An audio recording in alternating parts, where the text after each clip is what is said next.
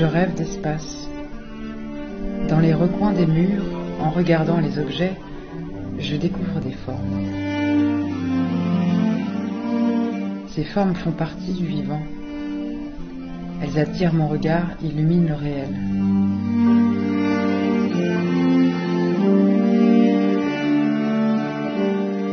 Je les traduis en couleurs et en traces. J'essaye de rendre visible quelque chose que je perçois. Il s'agit d'essayer de lire ce qui se trame entre les couches de peinture. Cela devient des histoires qui se racontent. Dans quel espace mon monde pourra le mieux s'exprimer? Des formes nouvelles s'y imprimeront-elles?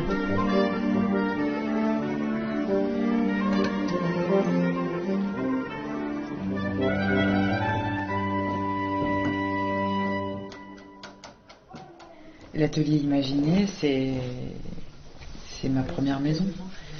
Et c'est là où je peux vraiment faire tout ce que je veux. Et à la fois accueillir du public, inviter d'autres artistes en résidence, exposer mon travail, peindre, dormir, vivre.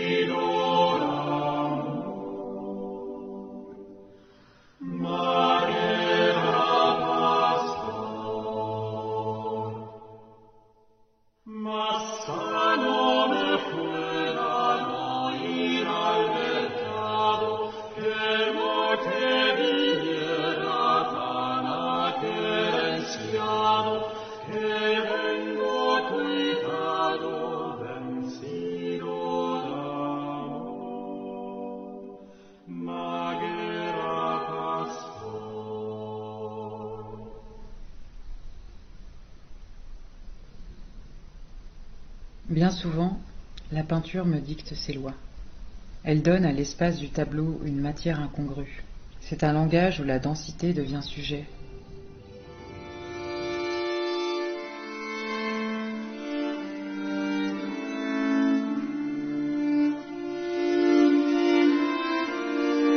Je préfère le contact avec la matière, la sentir, la toucher, la moduler, presque comme de la glaise en fait. J'ai besoin d'aller vers ce contact de la terre, de la nature, des arbres, tout un tas de choses qui m'environnent.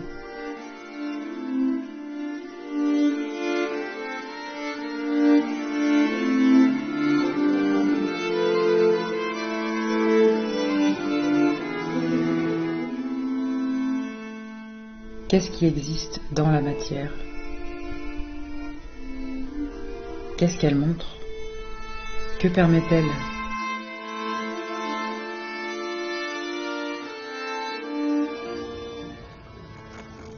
C'est dans le village de mon enfance, à Auxerre-sur-Dronne, que je viens vivre mes rêves et les porter au réel. Comme enfin possible, ils éclosent en sensations multicolores.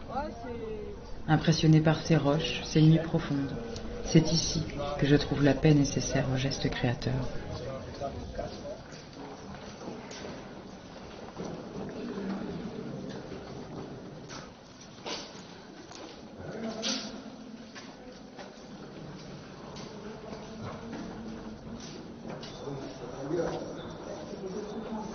Aussi ancienne que le monde, nimbée d'un bleu insaisissable et céleste, il y a l'église Saint-Jean, le cœur secret et fulgurant de celle qu'on dénomme église monolithe. Bâtie dans une seule pierre, elle est peut-être la clé secrète et mystérieuse du village.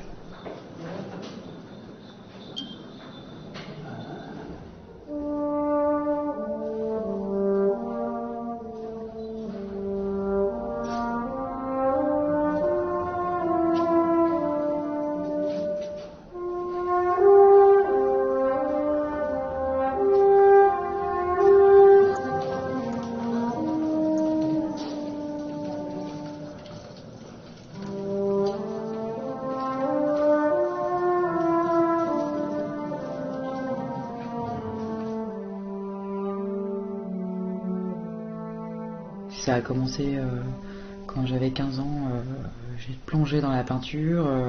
Moi, ça a été au départ un refuge, je pense, un exutoire, un endroit où je pouvais laisser aller toutes les émotions, toutes les sensations, toutes les choses que j'avais envie de dire, de crier, de gerber, quoi, presque. C'était quelque chose de...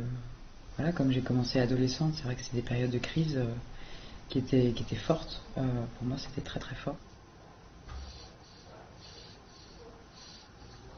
Et puis, petit à petit, c'est devenu un lieu où j'ai pu faire jaillir autre chose que la noirceur, finalement, et de faire jaillir aussi la joie, de faire jaillir aussi la beauté à travers les couleurs, à travers l'harmonie.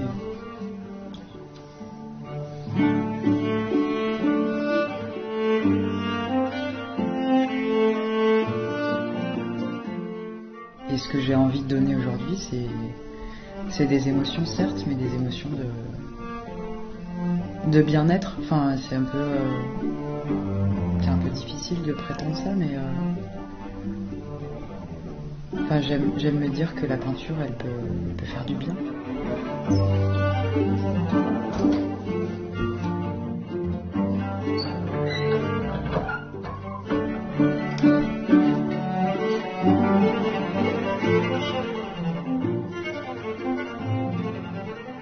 J'utilise de la peinture fluo qui réagit aux UV. Cette peinture-là, je l'utilise en fermant les volets, en fermant toute possibilité de lumière extérieure, et je branche un projecteur de lumière UV. Donc je me plonge dans le noir et j'ai cette lumière bleue et ces pigments fluorescents qui ressortent, qui créent des profondeurs assez insolites qu'on ne peut pas trouver avec la peinture à l'huile ou l'aquarelle. C'est des peintures hyper chimiques en fait, mais il y a un truc qui me fascine, quoi, là-dedans. Ça permet aussi d'être à la fois dans quelque chose de figuratif, qui n'est pas réaliste du tout, mais qui est imaginatif.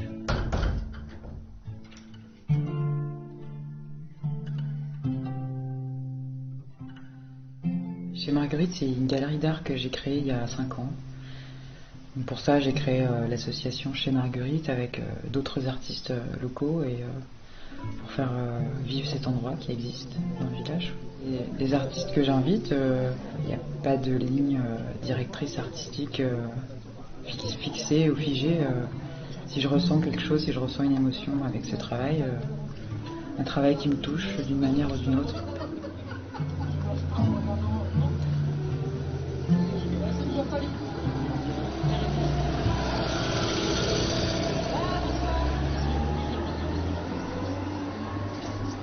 Il y a certains tableaux que j'aime plus que d'autres, qui signifient probablement davantage dans mon histoire et dans ma vie, et que j'expose pas et que je vends pas, que je garde, qui reste énigmatique, qui reste mon jardin secret, quoi.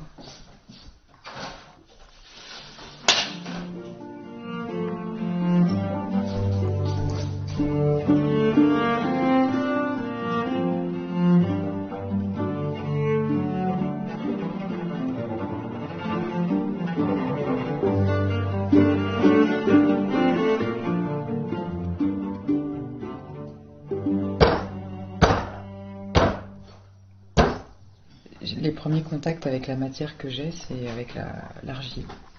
Quand j'étais, je pense, en maternelle, j'ai des souvenirs de sensations, de modelage.